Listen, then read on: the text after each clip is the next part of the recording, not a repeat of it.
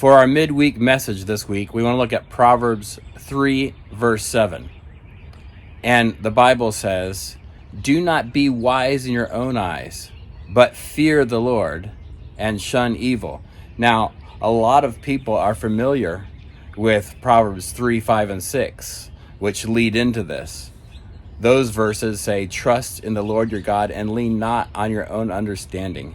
Acknowledge him in all your ways, and he will direct your path." So if you want directional wisdom in life, what those verses are saying is that you need to trust God and not lean on your own understanding. In other words, we need to have a God perspective on our life, not a personal perspective or a personal ambition with our life. I've been reading Charity Ritter's book this week on perspective, and she makes some really good points about how often it's not the problems or the circumstances that we face, but our perspective on life. And if we have a biblical perspective, it will bring health, mental health, and bring health and understanding to our situation in life.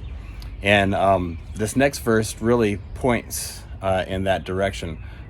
Proverbs 3:7 says, "Do not be wise in your own eyes." You know, we often have different kinds of thoughts, different kinds of understandings. We try to make sense of things in our own finite way of doing that.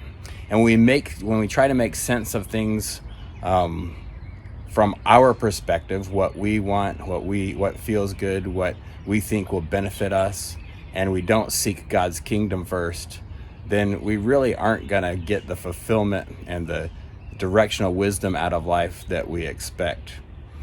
So the trick to not being wise in our own eyes, in other words, to have biblical wisdom or godly wisdom, is to, and this is where verse 7 becomes really important, to fear God and shun evil. So these are the two standards. The fear of the Lord is the beginning of this wisdom. That's just the reverence for God, saying, does the decision I'm making, does the activity I'm involved in, does the attitude I have about myself and others, does that reflect fear of God? Does that reflect an understanding of God ruling my life? Does this decision honor the Lord? Does it shun evil? Does it push away from the evil desires that I have within myself? Does it push away from the evil ways that our society frames things? Does it push away from the perspectives of a corrupt generation and an evil age? And does it honor the values that God has put in us? So I guess this all boils down to, if we want directional wisdom for our life, we trust God by not leaning on our own understanding, by not being wise in our own eyes, but having a proper reverence for God's authority in our lives, and then living it out by shunning evil and looking for our most redemptive option moving forward.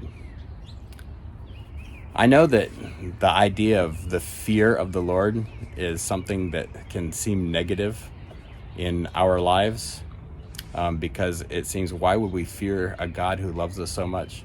But really, this fear is just an awesome reverence for the authority and power of God.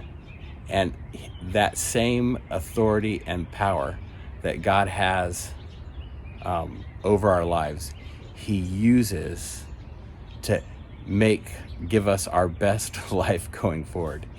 We are always most satisfied and most fulfilled in life when we most fully honor God and keep his values. I hope this has been a blessing. Have a good day.